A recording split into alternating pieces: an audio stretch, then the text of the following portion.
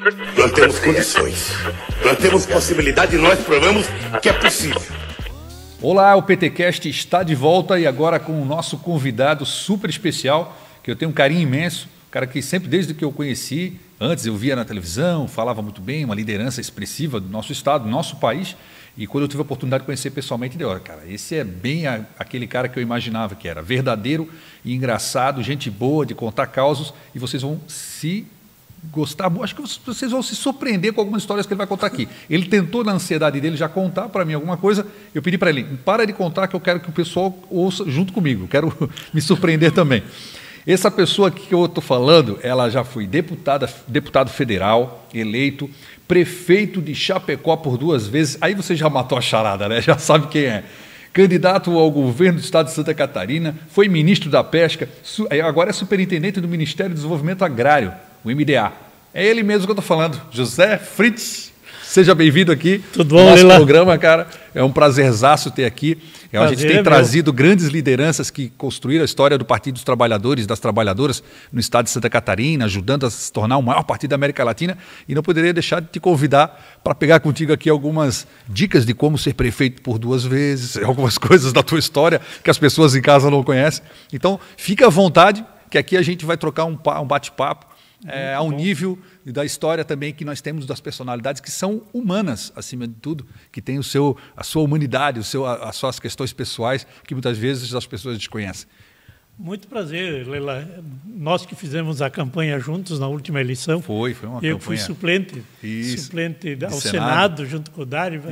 Andamos por toda essa cidade, né? Fazendo a mobilização. Sabe o que significa ir por tudo que é lugar e falar com as pessoas, e você tinha uma liderança, tem essa liderança e esse carisma de abordar as pessoas com facilidade. Eu acho que isso é muito legal. Que legal. Então, eu tenho uma admiração muito grande por você que já foi vereador 2 vezes em Florianópolis, né? Sim. Tem uma bagagem muito grande, né? Por conhecer toda a dimensão do que significa um cargo público, do que significa fazer uma proposta para uma cidade que Florianópolis está precisando muito. Sim. De uma pessoa que nem você, que é otimista, acima de tudo, é idealizador, é sonhador e tem realizações que pode mostrar para a cidade que tem competência e que tem excelência no que faz. Então, que legal. Eu fico muito feliz de poder estar aqui nessa conversa contigo hoje. E eu muito feliz de ter uma pessoa que eu tenho uma admiração muito grande, que vai somar muito aqui para que a gente possa, nesse diálogo, ajudar a criar mais um pouco da memória da história do Partido dos Trabalhadores e das Trabalhadoras e que faz com que a gente possa se orgulhar e se inspirar para continuar as tarefas partidárias, que agora me cabe também com uma grande responsabilidade aqui na capital. Mas eu queria falar do José Fritz agora para saber primeiro o seguinte, nós temos o Zé Gotinha aqui, em campanha de vacinação direto no nosso país, e o Zé Gotinha simboliza muito, né, com a volta do governo Lula, com a importância da vacinação, daquilo que foi negado dos últimos governos em relação à ciência. Eu te perguntar aqui, está vacinadinho? Tá tudo vacinado, certinho? E quando eu estava na prefeitura, uma das coisas, o dia mais importante, o período mais importante, quando fazer campanha de vacinação. Porque as pessoas sabiam que vacinado eles são protegidos. Sim. E acho que é isso que é muito importante, as pessoas saberem que a vacina hoje veio para salvar vidas. Sim. Para salvar as pessoas de alguma possibilidade de pegar alguma doença. E hoje nós estamos com muitas variáveis, né? Sim, voltando o sarampo, voltando o várias pólio. Doenças estão voltando. Então, eu acho que essa vivência que eu tive, por isso estou falando até com vocês que estão me assistindo, essa questão da vacina é fundamental para a gente poder superar a situação de doenças que hoje estão, especialmente nas crianças, na juventude. Sim. E os pais precisam levar as crianças para a escola, para a unidade de saúde, leva para a escola, mas tem que vacinar primeiro, que eu acho que esse é o caminho certo para a gente proteger a vida das nossas famílias. É um ato de responsabilidade e amor à vida, né? Então, amor à vida, exatamente. Sim. Que legal. E assim, vamos para nós perguntar aqui algumas coisas em relação ao José Fritz, que as pessoas lá em casa não conhecem. O José Fritz lá na infância. O que te vem à cabeça quando tu lembra da tua infância, os teus momentos de juventude, até chegar no meio político? Bem, eu me lembro no dia, praticamente, quando eu acabei saindo de casa, né? Para ir estudar, porque nós éramos uma família de 10 irmãos. Nossa Senhora. Meu pai tinha um pedaço de terra muito pequeno. Que idade é que você saiu de casa? Eu saí com 9 anos. 9 anos? 9 anos de idade. Nossa. Aí fui para o seminário para estudar. E aí no seminário, na verdade, é aquela convivência de muita gente, muita criançada e tal. E eu acabei meio me destacando sempre pelo fato de que eu, na minha família, talvez eu era a pessoa mais extrovertida, né? Que ia buscar as coisas. Sim. O pai não precisava mandar, dizer, olha, quando tinha alguma coisa que precisava fazer, eu era o primeiro. Então, isso no seminário era a mesma coisa, até o ponto que no seminário eu era, depois de 4 anos, de 15 anos, eu era o coordenador geral da agricultura, que tinha uma produção, uma área de terra grande no seminário, para plantar tudo, milho, feijão, mandioca, criar porco, galinha, ovos, tudo isso já coordenava eu isso. já coordenava isso aos 15 anos de idade. Nossa. Então, isso me fez o quê? Uma liderança. E a partir dali, depois eu comecei a trabalhar na Pastoral da Juventude, e aí organizar os grupos de jovens na cidade, no interior de Chapecó. O seminário a gente tinha um grupo de teatro que ia nas paróquias apresentar um teatro, que era a peça chamava Crime nos Bastidores. Olha só. Era uma peça muito conhecida na época. O que contava rapidamente essa peça? Assim? Contava o seguinte, começava a peça e de repente alguém escutava um tiro lá no teatro, né? Aí o padre, que era o reitor do seminário, entrava e dizia, olha, pessoal, está acabado aqui porque teve um acidente, teve um crime aqui que aconteceu, nós vamos avisar para chamar a polícia e tal, e vocês todos estão dispensados, na saída vão receber o ingresso que pagaram. Quando o povo começava a levantar, um policial lá entrava para dentro do salão e dizia, todo mundo aqui sentado, porque todos são suspeitos nesse crime. Essa era uma peça de teatro de vocês? Era essa peça de teatro. Mas o susto que esse povo tomava... Meu Deus do céu, a gente começava a chorar. Que loucura. Isso a gente fazia praticamente nas férias, todas as férias, era sábado e domingo apresentar teatro nas comunidades dos municípios, nas paróquias. Pô, que legal, montava o salão, montava a luz, montava tudo, em cima de uma Kombi velha que o seminário tinha. Olha, era o que a gente fazia na parte da cultura, né? E mobilizava toda uma comunidade. Mobilizava, aqueles salões enchia de gente, pelo fato de que o teatro do seminário estava aí. Então, foi uma experiência muito rica. A arte reunindo as pessoas e buscando até mesmo quando eu fui prefeito, reflexão. nós começamos a fazer exatamente um processo semelhante, de levar o circo e o cinema para os bairros. Sim. Circo e cinema. Sim. Então, o Departamento de Cultura, nós organizamos com algumas pessoas, não era muita gente, mas juntava os grupos de jovens, juntava quem tinha algum interesse de participar de atividades culturais e fazia isso. Como também a gente fazia no domingo, em Chapecó, na praça, abria a praça, botava lá as caixas de som e as bandas de garagem, na época, se apresentavam todo domingo. Nossa. Tinha 7, 8 bandas até 10 horas da noite, porque se passasse desse horário, a polícia ia lá, porque perturbava o sono das pessoas. Mas era atividade cultural muito rica que a gente fez a partir dessa minha experiência, né? Lá do tempo do seminário. Que é gerador de oportunidades, Gerador, então. Foi um processo muito legal. E depois desse processo do seminário para a política, como é que foi? Bem, daí eu acabei indo trabalhar na Diocese de Chapecó, lá com o Dom José Gomes, que era o nosso bispo. Ele me chamou para coordenar o trabalho da juventude na Diocese e nas cidades, no interior. E a partir dali começamos a trabalhar desde a discussão dos problemas, que a juventude tinha um problema enorme de desemprego, tinha um problema enorme de êxodo rural. Os jovens vinham do interior, não conheciam. Aí a gente fez de tudo, até escola de formação, de alfabetização. Criamos programas de alfabetização de adultos, jovens e adultos, que não existia, que depois virou o Programa Nacional. Que é o EJA. O Minha Casa Minha Vida foi inspirado em cima de nossas experiências de mutirão de casas populares em Chapecó, que a gente acabou fazendo. Resolvendo o problema do lixão, que era a notícia que Chapecó era conhecido porque o lixão pegava fogo, né? Eu lembro de falar. E nós fizemos o melhor aterro sanitário, foi reconhecido nacionalmente como o melhor projeto de aterro sanitário do sul do Brasil. Esse prêmio nós recebemos. Além de uma coisa muito importante, que é a participação da população. O orçamento participativo. O orçamento participativo é a joia do processo de governo, porque você consegue fazer duas coisas. Uma, trazer para a administração pública os desejos, os anseios e os problemas que a população tem lá 10, 12 anos, ninguém resolve. Então, aflora quais são os principais problemas. E o segundo elemento é que a população domina o orçamento do município. Para onde vai? Cidadania, né? Para onde vai? Como arrecada? Quem deixa de pagar imposto? Fiscaliza a execução. Todo esse processo de participação foi uma maravilha. E a chance de errar na administração é muito menor, né? Porque quando aí tu tens a participação da população, porque quando tu se fecha dentro de uma sala com ar-condicionado, com a caneta, achando que tu é dono de tudo, do poder, a chance que a gente vê na gestão pública hoje de erro é muito maior. Aí a gente está vendo agora em Florianópolis, o senhor falou do lixo, nós estamos vendo desde 2 anos para cá o lixo se espalhando pelas ruas de Florianópolis, porque a gestão cismou em acabar com um dos órgãos mais competentes de limpeza urbana do país, que era referência, que era a CONCAP, e tentou privatizar algumas regiões da cidade, de colocar empresas terceirizadas, e a gente está vendo a cidade mergulhada numa situação que é de corrupção, por conta da coleta de lixo, que as páginas policiais da prefeitura estão aí mostrando direto a polícia na porta da prefeitura e da Câmara de Vereadores da capital, e, por outro lado, a qualidade, a péssima qualidade. Agora, recentemente, de novo, a prefeitura teve que romper o contrato com a empresa foi considerada inapta, e aí entrou de novo a CONCAP para tentar salvar, o órgão público de novo, para tentar salvar o problema na cidade. Então, demonstra realmente que as decisões, quando são tomadas sem uma consulta popular, sem apreciação da população, que é quem paga o imposto, né? É quem coloca o dinheiro. Consultas públicas, a participação da população sobre decisões. Os conselhos, né? Conselhos comunitários, associações de moradores,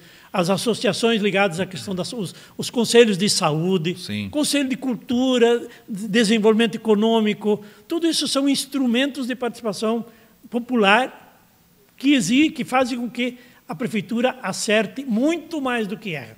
Porque o erro, quando é individual, é um erro. Sim. Mas quando a população decide que tem que ir para fazer esse processo e depois vê que houve um encaminhamento equivocado, aquilo não é um erro. Porque todo mundo participou na construção e é muito mais fácil reparar o erro porque todo mundo vai ajudar a reconstruir o erro, né? E construir o caminho certo. Então, essa experiência minha, tanto também no Ministério da Pesca foi assim também, nós construímos um amplo processo de participação. Quando esse processo de participação ele existe, a corrupção praticamente desaparece no setor público. Até porque a comunidade acompanha o processo, acompanha a licitação, acompanha a execução. Fiscaliza. Né? Nós criamos, por exemplo, em cada comunidade, em cada bairro, um tal de um conselho do orçamento participativo. As pessoas eram escolhidas que coordenavam qualquer fiscalização de qualquer obra que acontecia na prefeitura, no bairro deles. Né? Como também a denunciar outros desvios que pudessem acontecer. Sim. Então, isso a gente, desde o começo, colocou em prática, e a partir dali nunca mais teve problema nenhum de corrupção, de desvios de alguma obra, de alguma coisa que era mal feita na prefeitura. E o padrão das nossas obras elevaram. A qualidade, né? A qualidade melhorou.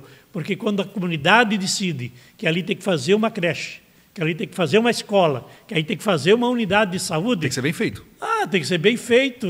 Nós criamos, por exemplo, na comissão de licitação, que as empresas precisavam apresentar as amostras dos principais materiais. Opa. Então, era azulejo, era que tipo de pia, que tipo de torneira, que tipo de bocal, que tipo de luz, tudo isso era, que tipo de piso, tudo isso tinha que apresentar no mínimo uma peça para dizer, esta é a peça que vai estar lá. Para não chegar na hora e apresentar teve uma oportunidade, uma qualidade, né, que quebra fácil. E teve uma oportunidade da primeira obra no bairro, do orçamento participativo.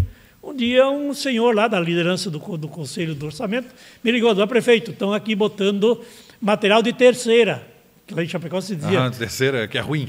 Não é nem ponto de estoque, chamado terceira. Né?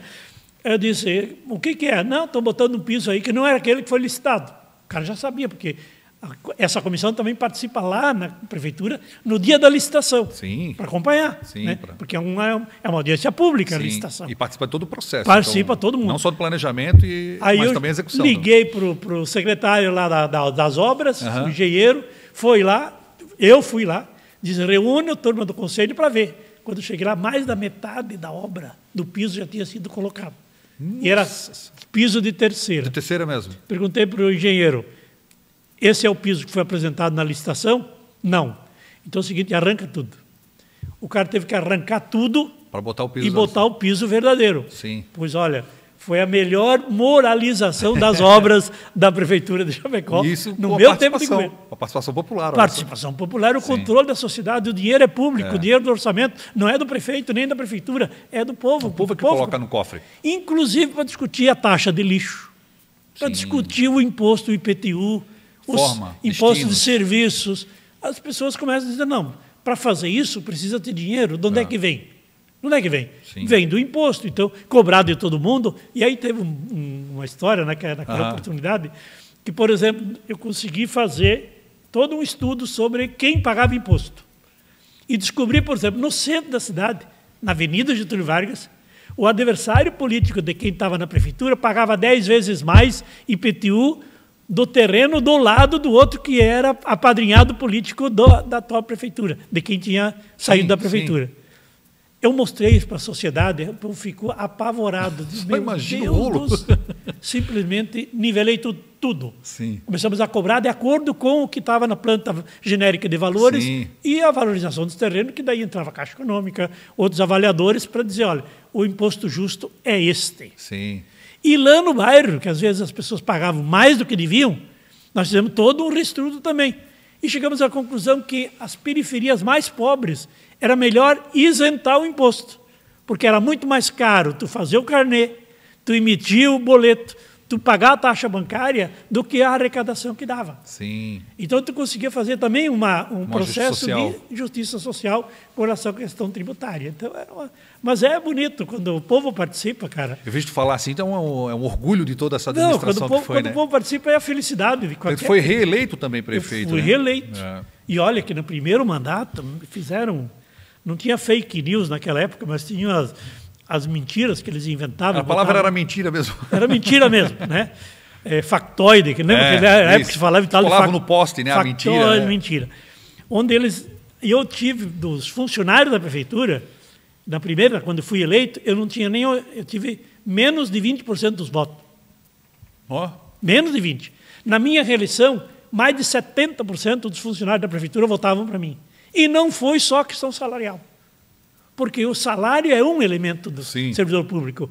O outro elemento do servidor público é ele ser valorizado. Isso. Então, a prefeitura oferecia cursos de qualificação para todos, Sim. Desde o cara que fazia trabalho de obra mesmo, o mecânico, fazia cursos de qualificação, porque as pessoas elas percebem que você está sendo valorizado pelo poder público. É perfeito isso. E não só chute, coice e falar mal dos... Não, e fala mal do servidor. E criam justamente uma narrativa na cidade de todo mundo contra o trabalhador. De que o funcionário da prefeitura não trabalha. E tal. No final do nosso governo, o pessoal respeitava o funcionário público, porque ele era valorizado no seu trabalho e também a gente pagou todo... Estava qualificado. Todo ano a gente pagava a inflação na época. Sim. Nunca a prefeitura deixou de pagar. Não tive uma greve durante o meu tempo de prefeito. Nenhum movimento de greve, por conta da negociação e da relação positiva e construtiva e respeitosa. Respeito aos trabalhadores e trabalhadoras. Né? Até porque, na verdade, se tu respeitar os trabalhadores do serviço público, tu vai estar respeitando diretamente os trabalhadores que utilizam do serviço público. Sim. É quem vai no posto de saúde para ser bem atendido, quem vai levar uma criança para uma creche para gerar oportunidades para aquela criança, para ela buscar o conhecimento naquela escola. E todos esses são servidores públicos. Então, se a gente valoriza o servidor público, o trabalhador, vai valorizar os trabalhadores que se utilizam desse serviço. Né? E como eu fui professor, a primeira reunião que fazia, porque eu ia manhã cedo tomar chimarrão lá na garagem, cedo. O pessoal ficava de surpresa, todo mundo ia lá. As primeiras conversas minhas com todos os servidores eram o seguinte: vocês são servidores públicos. O que significa isso?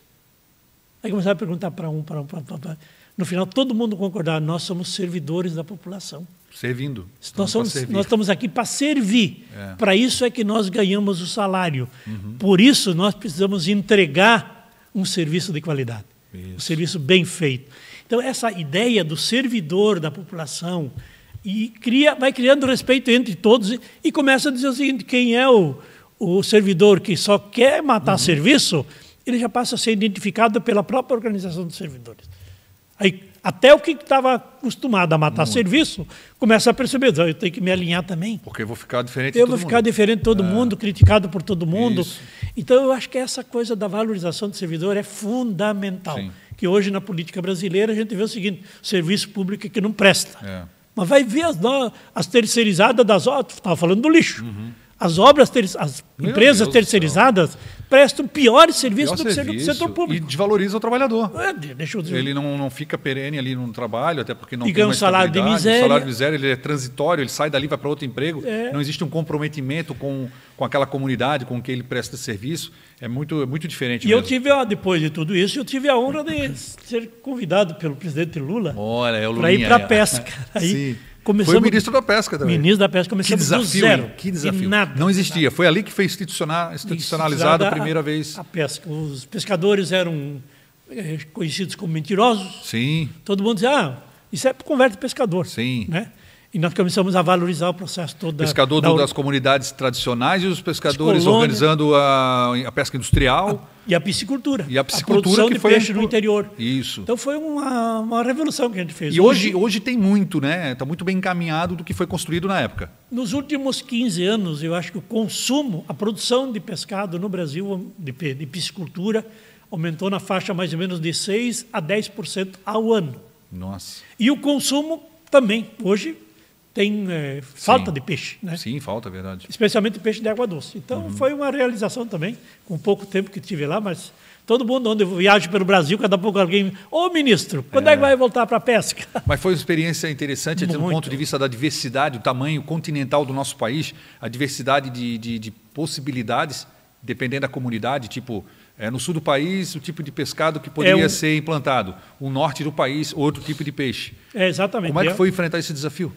Nós fizemos um processo de orçamento participativo, como fiz na prefeitura. Que legal. Em cada região, cada estado, nós fizemos grandes assembleias de orçamento, de discussão do projeto nacional da pesca e da aquicultura.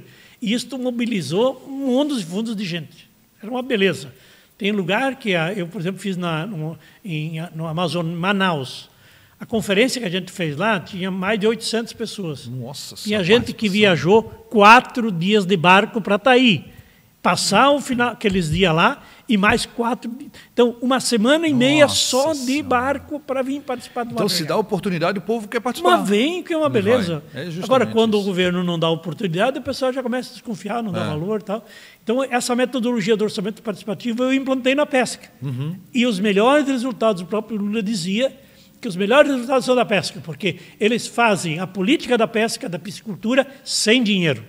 O orçamento era muito pequeno, mas a gente conseguiu fazer grandes... Era um grande mobilizador, um grande organizador. Por exemplo, levar fábrica de gelo para as colônias de pescador. Sim, fábrica de gelo. Eu lembro disso. Aqui, de vez em quando, ainda enxergo por aí o tal do caminhão da pesca. Sim, caminhão do peixe. Foi gerado na época. Foi na época, caminhão do peixe, que era fazer com que o peixe das comunidades pesqueiras fosse para os mercados, para as cidades, para vender nas feiras. Nas periferias, né? Nas periferias, a gente fazia a semana do peixe. Então, tinha várias coisas. O crédito, o financiamento, como é que se diz? O direito do defeso. Sim, também, que vai poder garantir para as futuras gerações. Nós moralizamos o negócio das carteiras na época.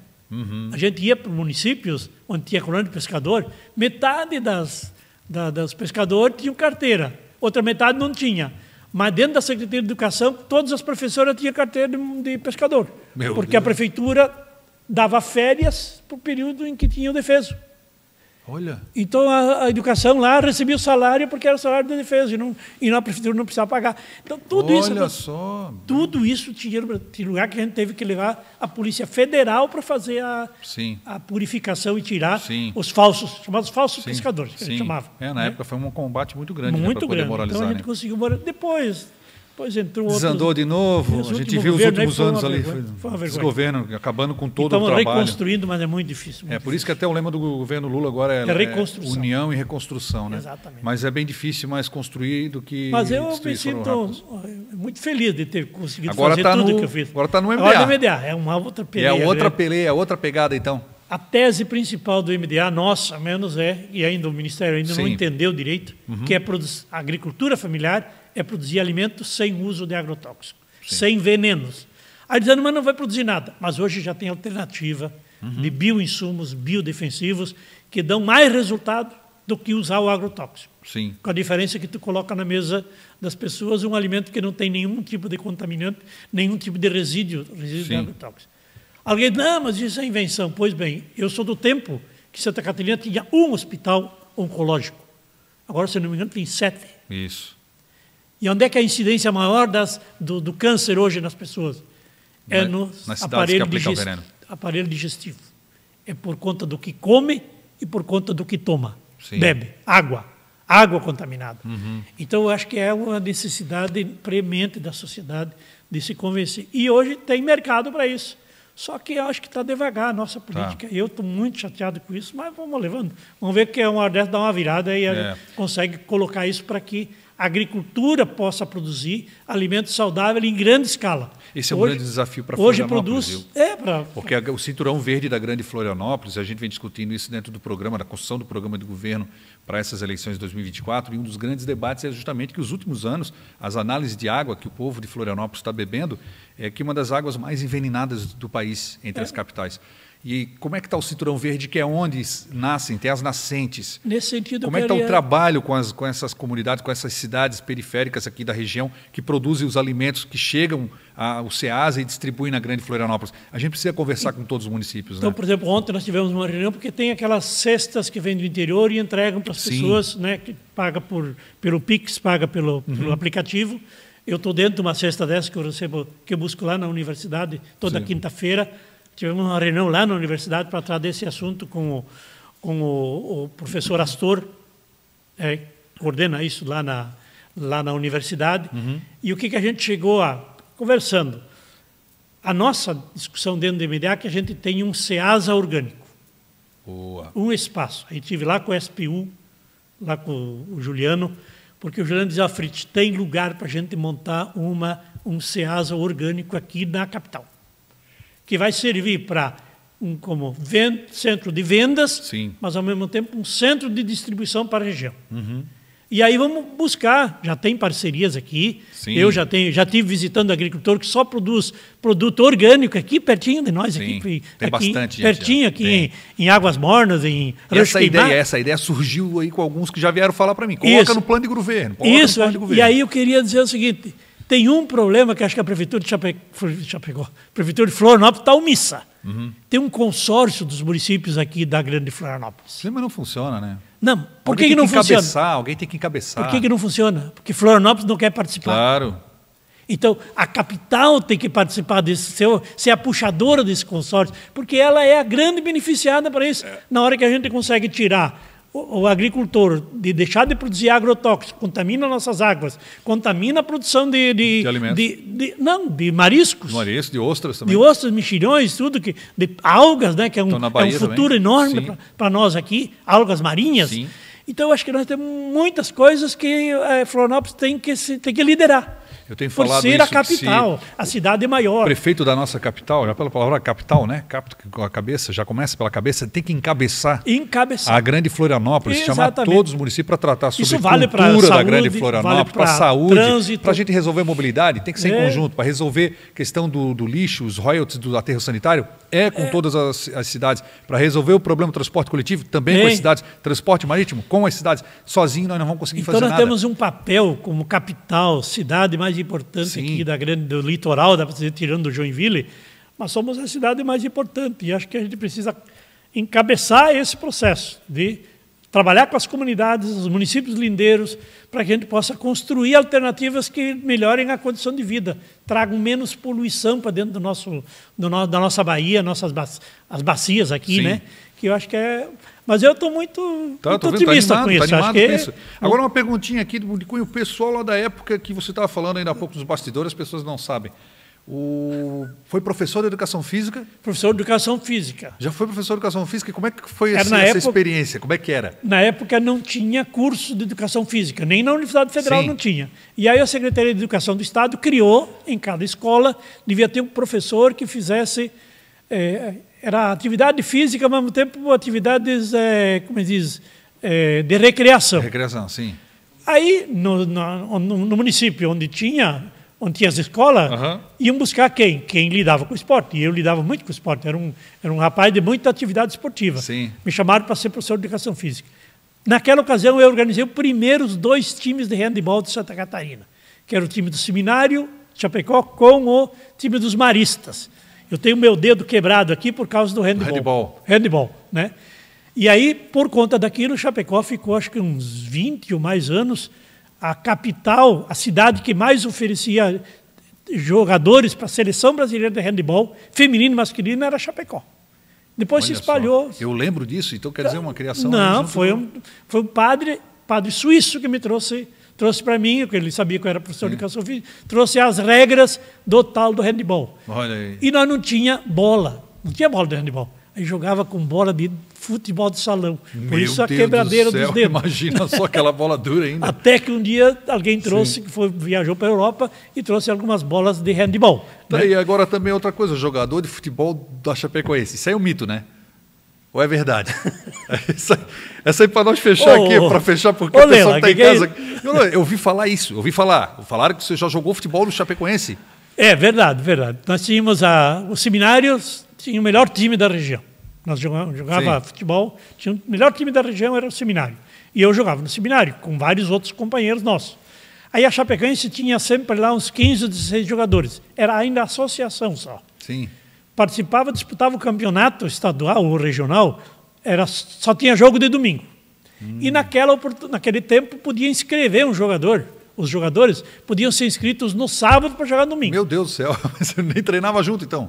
Não, mas treinava no seminário. Treinava no seminário. Aí como às vezes tinha falta de jogador, alguém estava machucado, doente, coisa assim, eles chamavam 2, 3. Cada pouco tinha uns 2, 3 seminaristas jogando. E eu era um deles. Olha que só, jogava na Chapecoense. Só que naquela época o estádio de Chapecó estava sendo construído e a gente ia jogar no estádio de Xaxim, Guarani de Xaxim, que era o estádio que tinha condição de abrigar a Chapecoense naquele período. Joguei umas 4, 5 vezes na Chapecoense. Então jogou com a camisa verde na Chapecoense. Camisa verde, eu era lateral direito. Depois eu joguei no time do Grêmio, no time do Lula, lá em Brasília. Jogou também no... Tem uma foto que está aí no 0 Hora, naquela época, cada pouco, era eu e o Lula peleando na bola, né? No ataque ou na lateral também? Não, daí depois eu fui para o ataque, sempre saí da defesa, fui para o ataque e sempre fui atacante. Depois de uma certa idade, tu tem que ser atacante, porque aí todo mundo joga a bola para você. Só recebe, e aí só chutar em gol, né? Precisa correr muito. Olha só, essa simpatia, esse carisma que vocês estão vendo aqui agora, esse é o verdadeiro José Fritz, que todo mundo conhece, que sempre encontra pelas ruas. E é um cara admirável. Eu tenho uma honra imensa, Fritz, de te receber aqui hoje. Mas uma pena que o nosso tempo termina aqui agora. O teu desafio é grande, conta com a gente. A gente sabe que ainda tudo é né? Pré-processo. Isso. Mas conta com a gente, porque legal. Eu acho que você tem uma firmeza de pensamento e tem uma atitude positiva em tudo. Legal. Tu é um cara... Antigamente, não sei se agora usa muito essa palavra, mas tu é um proativo. Sim, é proativo. O cara que está sempre pensando para frente, sempre com otimismo, sabendo que tem dificuldade, mas buscando soluções para superar. Eu acho que tu tem essa energia. Gostei de desafios. Eu gosto muito disso, porque eu acho que são lideranças que precisam assumir funções de grande responsabilidade. E eu acho que você está preparado para isso. Legal. Conta comigo. Fico feliz de ouvir isso, me deixa muito mais forte. É uma grande inspiração também, no ponto de vista político, no ponto de vista de ser humano. É muito legal a gente ter parceiros assim para poder realmente alçar ao tamanho do desafio que a gente tem na nossa capital catarinense, de estar representando aqui a reconstrução do nosso país através do governo Lula, codificando essa construção da reconstrução dos programas sociais, os programas políticos que estão chegando a todas as cidades, inclusive na nossa capital também. E para mim é um motivo de grande honra ter grandes parceiros como um amigo aqui. Fico muito feliz.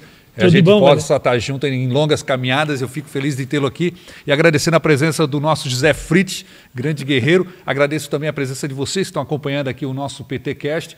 E aí se inscreva no canal para poder receber as informações, fica ligado nos próximos convidados e convidadas, e a gente tem um orgulho imenso de estar aqui construindo através dessa plataforma tecnológica uma grande memória através da construção e da história de um dos maiores partidos da América Latina, que são feitos por pessoas, por humanos, e são feitos por pessoas assim como vocês, que também lutam, que fazem parte dessa história, votando e acreditando e ajudando a militância na construção de um país melhor, de um mundo melhor, através do Partido dos Trabalhadores e das Trabalhadoras. Fica com Deus aí, tamo junto. Até a próxima. Se inscreve no canal. Valeu! Nós temos condições. Nós temos possibilidade e nós provamos que é possível.